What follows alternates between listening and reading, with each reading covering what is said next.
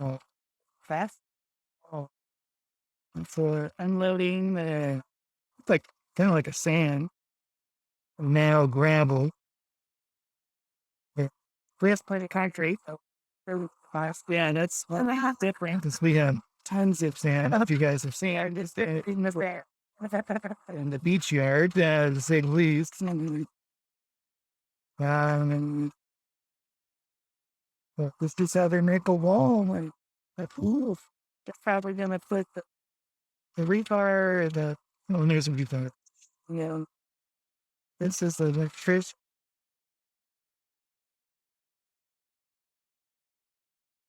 Two teams here, and we get the electrician trying to work around the rebar, the concrete people. Dun, dun.